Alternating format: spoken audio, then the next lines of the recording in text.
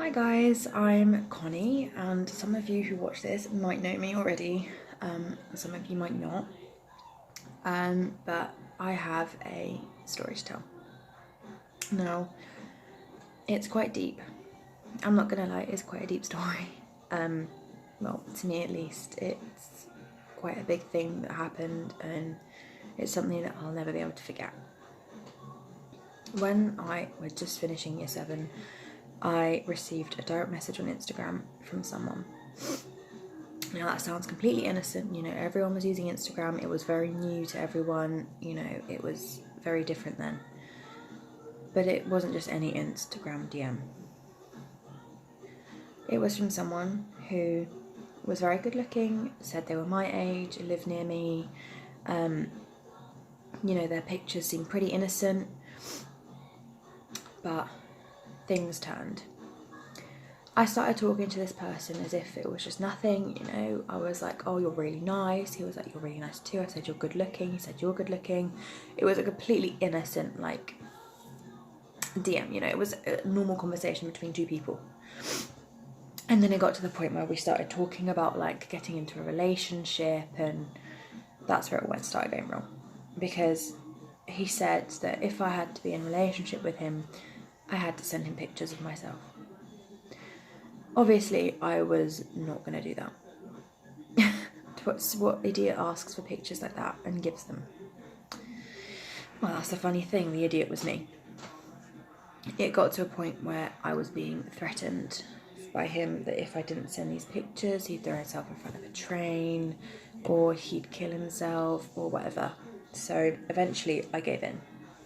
I caved because I don't want to be the reason for someone's suicide.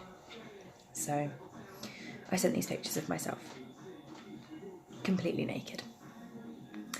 And it is something I'm not proud of. I will never be proud of it. I will always be ashamed of it, and it will always haunt me. Because, it's hard in this day and age because it's such a normal thing now. Girls are always doing it. They're always posting pictures. I know I'm guilty of it, but, it's a lot different now to what it was. Things like that weren't heard of. They weren't normal. Whereas nowadays it's sort of like everyone does it. And so I sent these pictures, and then I kept getting messages from him saying, if you don't send more, I'm going to post them everywhere, I'm going to send them to your friends. And he sent them to my friends, yeah. So obviously I got so many messages going, oh, what the hell, I've just been sent this picture, is everything okay? Are you okay? What's going on? Can we help in any way? And I said no. I said no, there's no help that can be done now. What's done is done, So I was in year 8 at this point, quite close to the end of year 8. It was really January, February, and I was at Guides. I was a girl guide for 7 years. I was a brownie, then a guide, and we had a church parade at the local church. So we were all there. We were all, enjoying ourselves, sort of talking to each other and stuff. And I got called into a private room with my dad and another lady who I'd never recognised. And my dad had the most horrified look on his face ever. I'd never seen that look before. I was very, very scared. So we were in there, and the lady said, look, you're not in trouble. You're not in trouble, we're not angry at you. And she said that her daughter used her iPad for Instagram, and she'd been sent the pictures of me. So obviously her mum had seen them and come to my leader. So we were sat in this room, and I was talking, about things to take my mind off it whilst my dad was raging. And it was just so hard for me. I remember just sat there crying because it was just so embarrassing.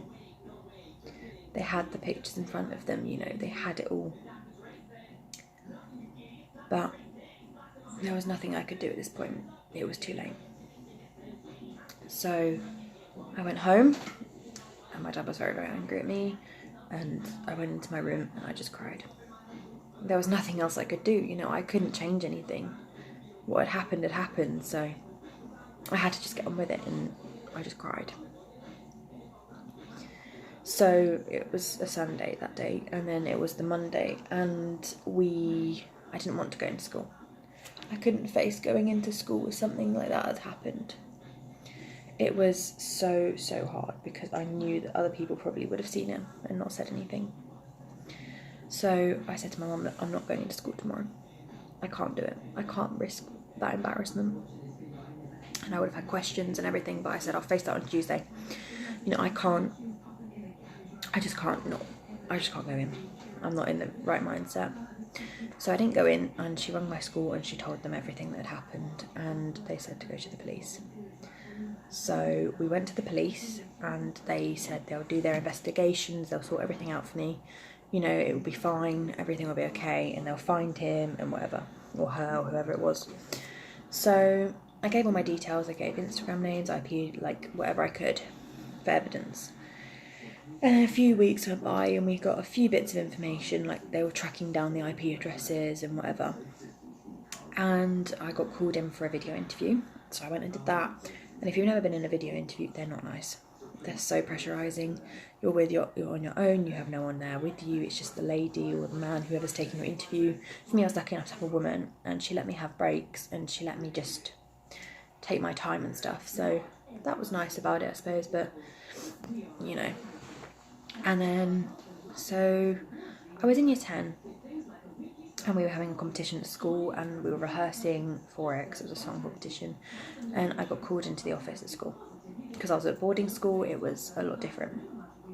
And then my mum was on the phone, and I thought, why didn't she just message me or ring me? You know, why is she calling this phone? So I spoke to her, and she said that they'd caught the person.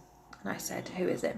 She said, I don't want you to panic, I don't want you to be upset, I don't want you to start freaking out, but it's Nick Taylor, someone who I'd known since I was 7 years old, and I was now 14 at the time, or 15, and I remember just bursting into tears. It was just so difficult to grasp someone that you've known for so long to then just completely turn on you like that and like have no remorse.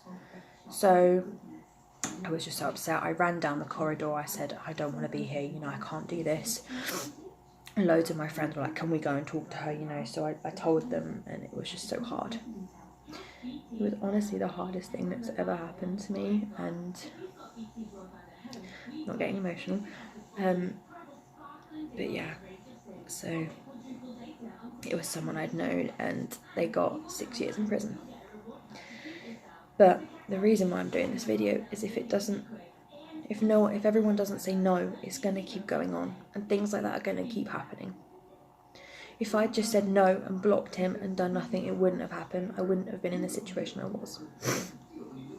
So the reason why I'm posting this video on YouTube rather than just talking to someone is because I want it to go viral. I want people to be made aware that this is what happens.